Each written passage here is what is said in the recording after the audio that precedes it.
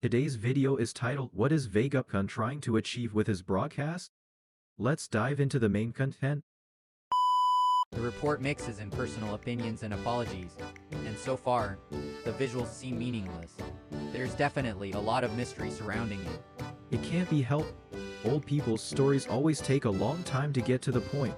Why is everyone ignoring the initial conclusion that the world is sinking by Vegapunk? Since the broadcast reflects Vegapunk's subjective perspective during filming, the information presented might already diverge from the actual events.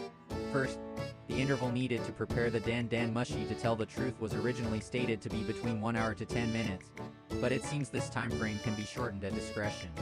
Also, why is it that they are using video Dan Mushi if it takes so much time to set up? Here's the rest of the translation considering the context. The fuel for Imis cannon was a substance called Mother Flame, created by Vegapunk. There was a war between the Ancient Kingdom and the Alliance of Nations during the Void Century, and Joy Boy lost. Joy Boy was from the Ancient Kingdom 900 years ago and fought with immense power and a rubber-like body. It seems like the narrative is a bit disjointed. It's hard to make sense of what Vegapunk is actually trying to convey. People all over the world needed an hour to prepare their reception environment, but due to potential interference, they decided to shorten it to 10 minutes. This means Vegapunk's own preparation time remained unchanged. It's clear that the breaks for coffee and such, as well as the ad-lib comments, are unrelated to the main discussion. Despite that, they won't redo the footage even if it's prompted by the satellite. And besides, isn't it odd that Vegapunk hasn't informed Luffy and the others that if he dies, the broadcast will be transmitted? But leaving the Mother Flame unattended and fleeing isn't an option if Vegapunk is aware that a whole island was destroyed because of the Mother Flame. If he acknowledges the devastation caused by the Mother Flame, then it's only human nature to tell Luffy and the others to either destroy it or take it away. The conclusion that the world will sink, assuming it's presented beforehand, is one thing, but the messy way in which the supporting arguments are laid out is a common pattern in real-world analysis videos. It's kind of amusing, to be honest. Yeah, demanding to destroy ancient weapons and fight against the world government is quite a bold move. You can't just come out and say something like that out of the blue. Well, considering it's a live broadcast from a speculative metaverse, they probably aren't preparing any scripts or anything like that.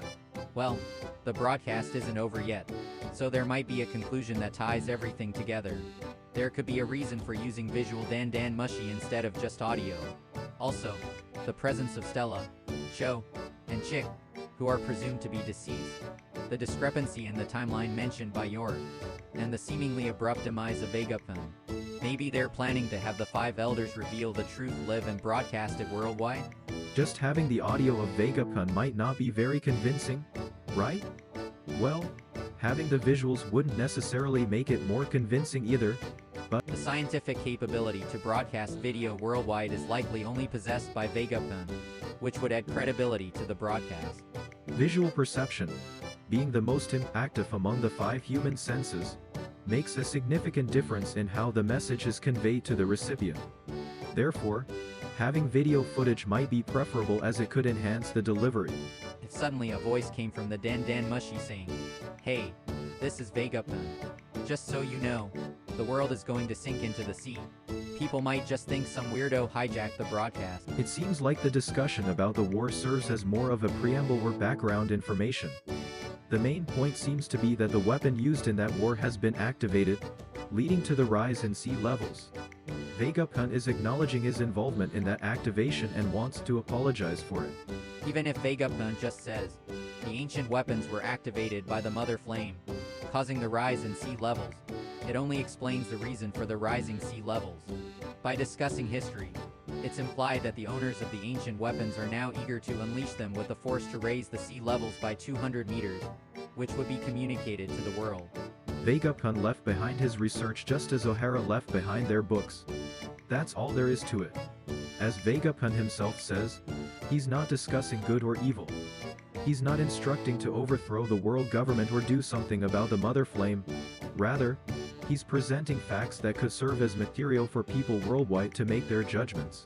He touched on the incident of the Void Century to lend credibility to his own statements and the existence of the ancient weapons.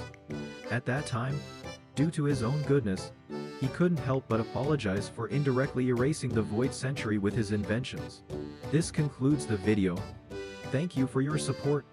And don't forget to like and subscribe to the channel.